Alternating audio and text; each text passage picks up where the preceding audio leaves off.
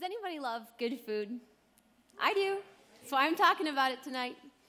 I think we all have memories of eating good food with family and friends. Food is a major cultural ingredient for people all over the world. But what if our food consumption and the way we share that with other people made a statement about the future of our planet?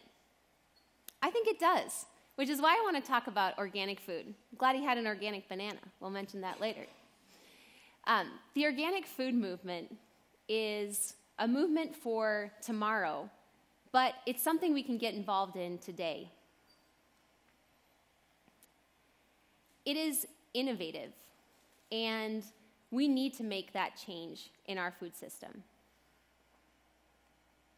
It's perplexing to me that in order to feed the world, people think that we need genetically modified organisms and bioengineered chemicals and seeds, which aren't natural or friendly. There's more to it than just these technological advancements, that although we've produced more food than ever before, there's also a host of problems that we never had before either, like more desertification, more soil erosion, more deforestation. We have problems with our health that we've never seen before, and more urbanization because people can't seem to make a living on the farm anymore. Clearly, we need to make some changes to our food system, but it's more than just scientific advancements. I think that what organic does is that it provides leadership and tenets that really care about our bodies, our environment, and our future. Let's look at a few of their characteristics. They emphasize soil fertility and biodiversity. They encourage alternative methods to chemical application. And then furthermore, they support humane and ethical treatment of livestock, as well as careful production of animal byproducts like eggs and milk. We need a system that will produce more food and good food.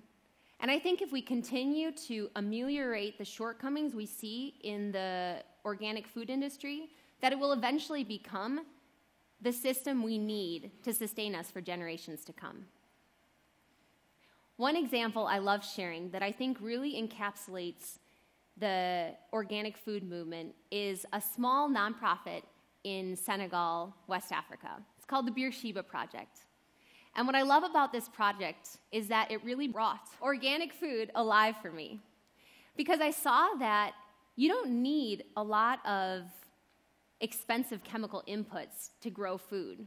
What you need is to know your environment. We're so detached these days from what our natural environment actually is. We just want a quick solution. And what I saw here is that you really need to know what nature is all about, and it will provide what you need. They use simple methods of composting their waste, of mulching around the crops to prevent soil erosion and water evaporation. And then they planted trees to improve the quality of the soil and to create windbreaks. It was really great. I felt like this is the system that will make a difference in the world. Even though it was a small example, I got really excited to see that this is a system we can contend for. Although that's a great example and what I wish was more prevalent in the world, the reality is that here in the US, we get most of our organic food from industrial organic farms.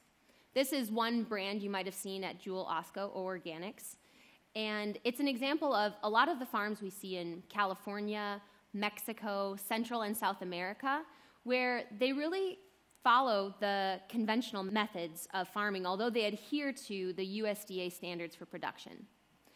So they tend to have their hands in both conventional and organic operations. Another example is Driscoll's berries production. They'll have organic operations right alongside their conventional operation. As for bananas, we see that Dole and Chiquita are the largest producers of both conventional and organic. So this is just kind of a basic market response to the supply meeting an increased demand for a label. In a positive sense, I think that the industrial organic industry shows that the supply chain is shifting its consciousness to realize and acknowledge that consumers want more than just conventional produce. And not just produce, we want better products that have fewer chemical additives, are more natural, and don't have GMOs in them. I think there's a tipping point coming here in the United States, in the history of our food, where organic manufacturing and agricultural production are going to explode. Consumers are making a difference. We can make a difference. By choosing organic food, you're participating in a system that's not only going to sustain us for generations, but also believes in principles that are better for our bodies and for everyone involved in the industry. One of the major categories of organic is produce. Most people start with produce when they think of organic. Here's a slide of the Dirty Dozen, which was determined by the Environmental Working Group. There are 12 different types of produce that really are major culprits to herbicide and pesticide use. If you consume anything organic at all, I would recommend these 12 types of produce. Another category in organics is dairy and eggs. So organic dairy cows must have access to pasture, which is important, so they can graze. They are fed 100% non-GMO and organic feed, and they're also carefully tended so that they're not treated with antibiotics or hormones to stimulate unnatural production of milk. On the egg side, it's a little bit more complicated because you'll see a lot of different labels. We'll begin with cage-free. That means that they have access outside of their cages. One step in the right direction. Then we have free range, which is access to the outdoors. A relatively new label is pasture raised, which means that the chickens are raised most of their lives on pasture. This is great because hens love to forage for bugs. That's how they're naturally made. And then we have organic, which is free range and non-GMO. The best combination, you'll see one of the pictures, is pasture raised and organic. This is the ideal combination, and if you can find this label, I would encourage you to eat those eggs because you'll notice a difference. As for meat, surprisingly, meat is the smallest category in organic. I think it's because there's a limited supply. So as supply and distribution meet the demand for better quality meat, we're going to see this category rise. We're showing some pictures here of chicken and pork. Some labels to be aware of are all natural or ABF.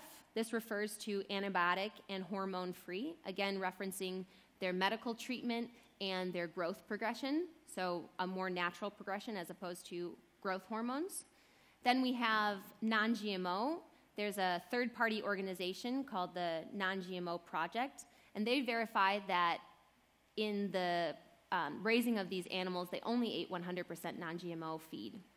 The best that you can find is pasture-raised and organic, so complying with the regulatory standards of organic, but also then allowing them this extra space to roam and grow. As for beef and lamb, you'll notice grass-fed.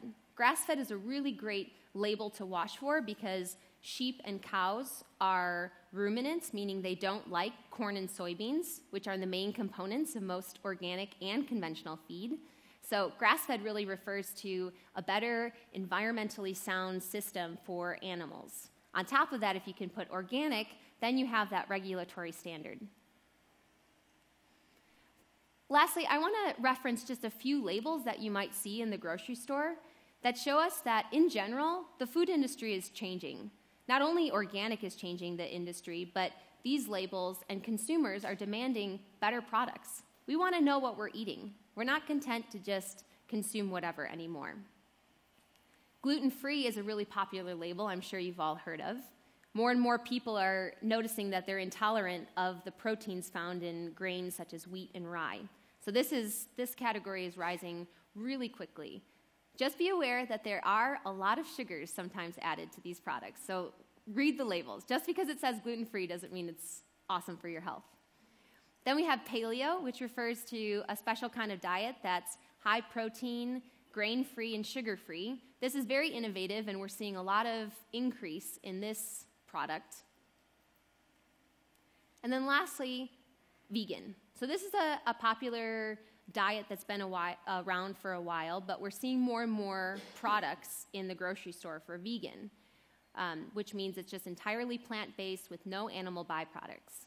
I would encourage you to consume, if you are vegan or want to have some meatless Mondays, that you would consume organic vegan products, because conventional vegan, there's often a lot of colorants, chemical additives, and unnatural artificial ingredients. To conclude, farmers, manufacturers, and consumers have started a movement to change our food system into a more sustainable industry. Organic food movement really responds to our desire for better. We want better. We want better health, a better environment, and better food. Innovation and creative design, along with research within the organic industry, help us to link both the unpredictable natural world to our bodies and our desire for good food. So what's important is that more people get involved in the organic food industry. It's calling out for people to take stock of what they're consuming and how it's being produced. More hands getting involved. Right now, only less than 1% of the population is engaged in agriculture. So I'm looking forward to seeing how this industry develops and how we can get more involved as consumers. Thank you.